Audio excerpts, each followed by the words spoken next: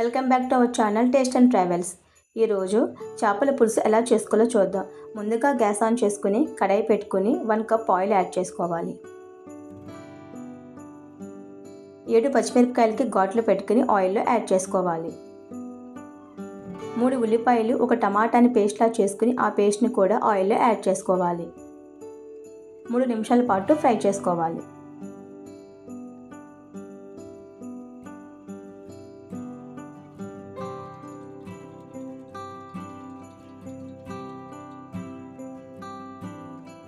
One spoon ginger garlic paste, half spoon పసుపు,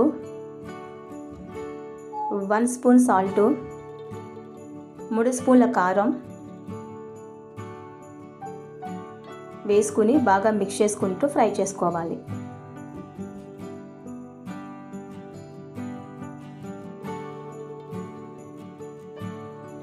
ఇప్పుడు ముందుగా క్లీన్ చేసి పెట్టుకున్న చేప ముక్కలను ఇలాగా విడివిడిగా యాడ్ చేసుకోవాలి.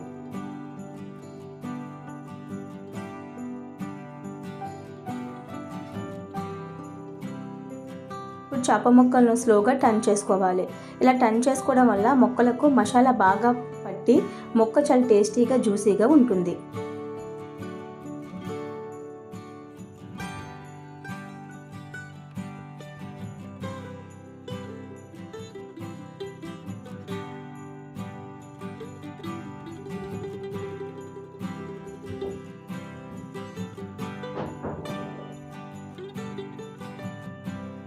ఇప్పుడు ముందుగా ఉడికించి పెట్టుకున్న సొరకాయ ముక్కల్ని యాడ్ చేసుకోవాలి. ఇలా ముందుగా ఉడికించి పెట్టుకున్న సొరకాయ ముక్కలు యాడ్ చేయడం వల్ల చింతపండు పులుసు పోసినప్పుడు సొరకాయ ముక్క గట్టిపడకుండా మెత్తగా ఉంటుంది. లేదనుకుంటే డైరెక్ట్గా కూడా సొరకాయ ముక్కలు యాడ్ చేసుకోవచ్చు.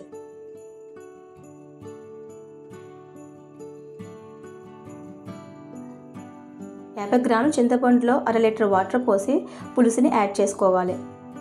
అదనంగా వాటర్ పోయవలసిన అవసరం లేదు. ఈ చింతపండు పులుసు సరిపోతుంది.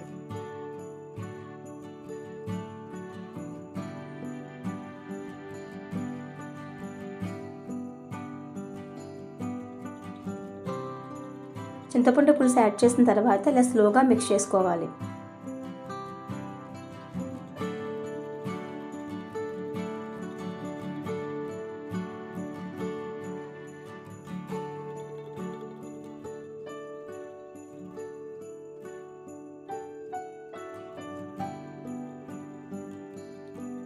ఇప్పుడు పులుసులో సాల్ట్ని చెక్ చేసుకుని సాల్ట్ సరిపోకపోతే కొంచెం సాల్ట్ని యాడ్ చేసుకోవాలి.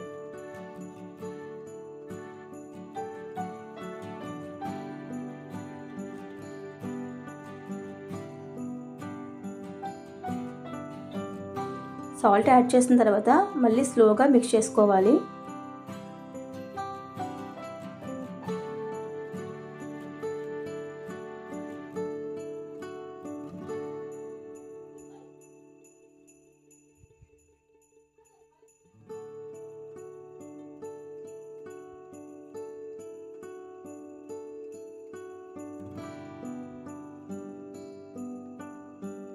ఇప్పుడు మూత పెట్టి ఫ్లేమ్ని మీడియంలో ఉంచి 20 నిమిషాల పాటు ఉడికించుకోవాలి. 20 నిమిషాల తర్వాత మూత తీసి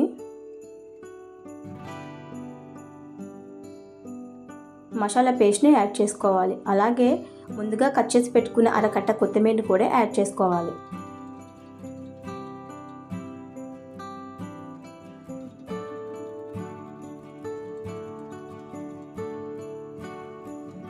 మసాలా కొత్తిమీర యాడ్ చేసిన తర్వాత మళ్ళీ స్లోగా మిక్స్ చేసుకోవాలి.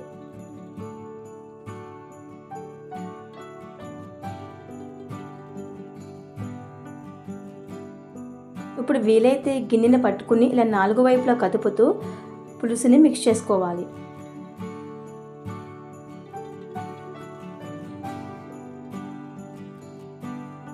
పులుసు మాత్రం థిక్నెస్ ఉంటే సరిపోతుంది.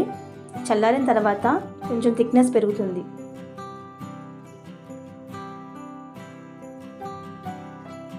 ఇప్పుడు మూత పెట్టి ఫ్లేమ్ని లోలో ఉంచి 5 నిమిషాల పాటు ఉడికించుకోవాలి.